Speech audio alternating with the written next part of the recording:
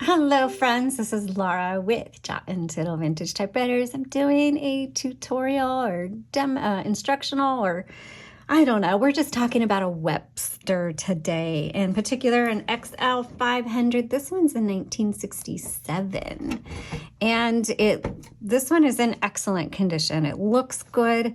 There's no damage to the exterior, and it types really well. Also, I wanted to show you the case. This is the case that it comes in. It's a zipper case. I know it's kind of hard to see, but nice low profile. I call them travel typewriters. They're fantastic to take on your trips or to coffee shops or something like that. Or if you live in a small space, maybe you're a college student or something and you want to have a typewriter for some of your projects. This is going to be ideal for that. So I'm going to show you a typing sheet I did just a few minutes ago. So that's kind of what the font looks like for those of you who always want to see it. And I'll do a little bit more typing here too. But yeah, we're just going to go through this, and I'm going to show you around a Webster XL-500.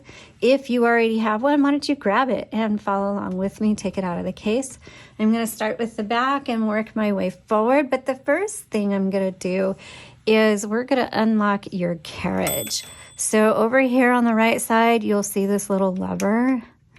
This is a carriage lock. And it doesn't necessarily hold it all the way in, but it's going to prevent it from going to the right. And so if you get it and you're like, why is it stopping? It's because it's got a little carriage lock here. So push that back, and now you can hear your bell. Sweet. So your margin sets are right here, and you just press it and drag. And you'll notice this little ruler and right here where your margins are. I'm going to talk about that again in a minute, so remember where that is. You've got a paper release on the right side. This paper release pushes back. Other typewriters, they push forward, but this one pushes back. On the left side, you have a line selector, and then you have your return handle, and this one's a folding, so when it's in the case, it needs to be down, and then to use it, you have to push it up, okay? So then you've got your nice little metal bar to hold your paper down. So let's load some paper, and I'm just gonna load it in front of this black ruler and behind this blue metal piece. Just set it there, turn the handle,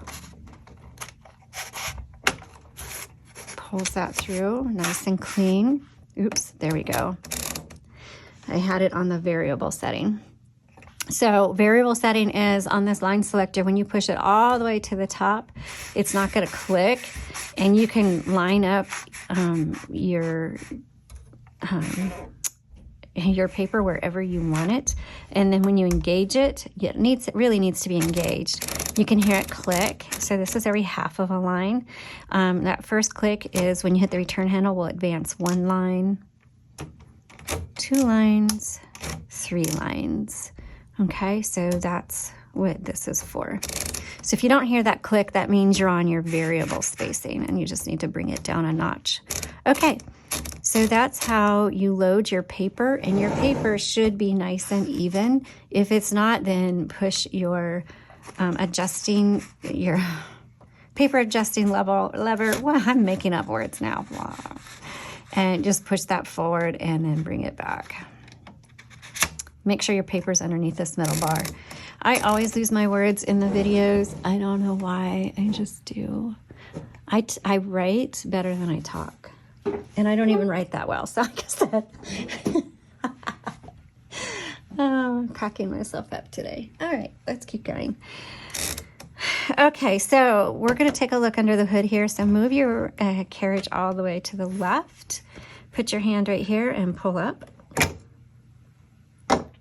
It'll take a little bit of effort, but you just pull up. Make sure you just grab it in the middle area, though. Okay, so inside you're going to see a universal ribbon. You can get it on our website at jotandtittletypewriters.com. You can find them everywhere, so they're very easy to come by. Standard color for the ribbon, for a 2-color ribbon, is black and red. There are other colors and combinations out there, so you can just look around and get whatever fits your fancy. We just carry the traditional black and red. So this one, instead of just being able to pull your spools out, you have to move this little metal arm back and then pull your spool out, okay? Put that back in. Same with this side.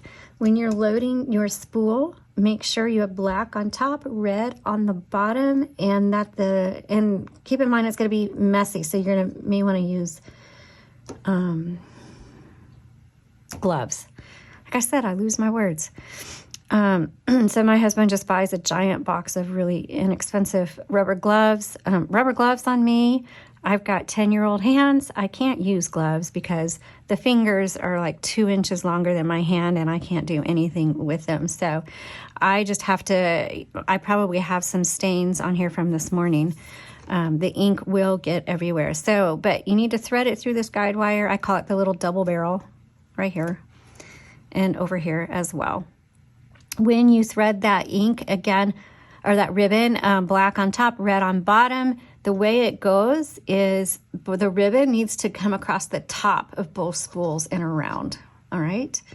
This way, okay? And then I have an up-close image of this area on the product listing. The link for that is in the description below. Just go on there and save that image for your reference.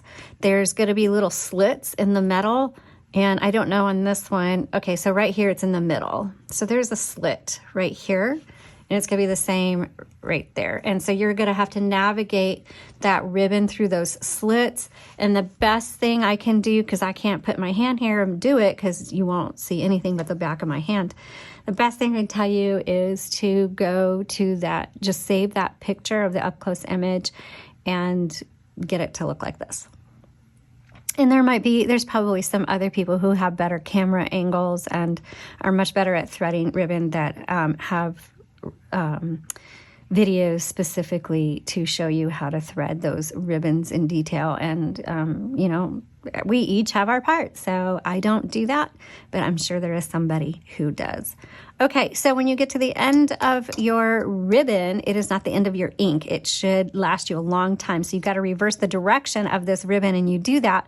See these little double barrels? So I'm switching the direction of the ribbon. So it's going this way. Now it's going this way. Okay? So you'll go back and forth many times before you need to change out your ribbon. Okay, so when you put the cover back on, it's got these little pins, metal pins sticking down, and it's gonna go in the rubber, these rubber donuts right here. So we're gonna stick that there. I should just have a list of my terms. Doohickey, whatchamacallit, the thingy, because I never know what to call stuff. Come on. There we go. And just make sure it's snapped in all the way, and that'll just make sure you've got the clearance. This has good clearance, but sometimes your handles don't have very good clearance. Okay, so down here, down here we have, you see an H and an L and this little sliding lever. This is just a touch control, determines how hard those type bars, which are these things that imprint the letters, that it determines how hard these will strike your paper. Also, your pressure from your fingers determines how hard you can strike your paper. So if your font is really faint, one thing to check, reverse the direction of your ribbon. The second thing is adjust your tension over here. And the third thing is press harder or lighter, whatever you need to do. Okay, color selector over here, it's on black right now. Flip it up, it's on red. In the middle is like a clear, some typewriters it's white. That's a stencil setting. It will not type. It will not, it'll look like it's hitting the paper, but it's not. So it's not going to imprint and you're going to think there's something wrong with your typewriter. No, it's just on the stencil setting. So make sure it is on firmly on one of the colors, black or red. Okay, so I'm going to type a little bit so you can hear it. Plus, we're going to take a look at the margin release. Oh, and before I do that, the Webster does have a tab, but you cannot set it. They're preset. So remember this ruler I told you about? Let me take this out. Remember this ruler? Well, the tabs are set at every 10 centimeters. I guess that's what that is. So there's 10, 20, 30, 40. So the tabs are preset on the Webster XL-500. And so you can keep that in mind when you're loading your paper, that if you want a tab, it's going to load up, it's going to line up. And that ruler is also right here. So you can see 10, 20, 30, 40, and you know that's where the tab's going to go. Okay, let's load this paper again.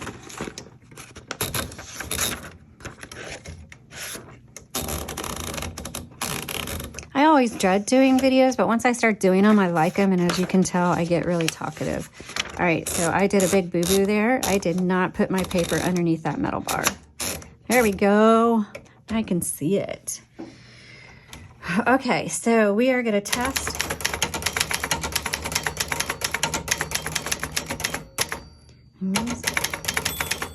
There's my bell saying you're at the end of your margin. You need to hit the return handle. But let's say I'm in the middle of my words. So now I'm stopped. And that's what it should do. It should stop typing. So margin release, it's this double arrow. Hit that. Can finish my word and go to the next line. And I hit double key there. Shouldn't have done that. Okay. Anyway, so this is the Webster XL-500. Really great travel typewriter. I fall in love with typewriters all over again every time I do a video. All right, thanks for joining me. You guys have an amazing day. I'll talk to you soon. Bye-bye.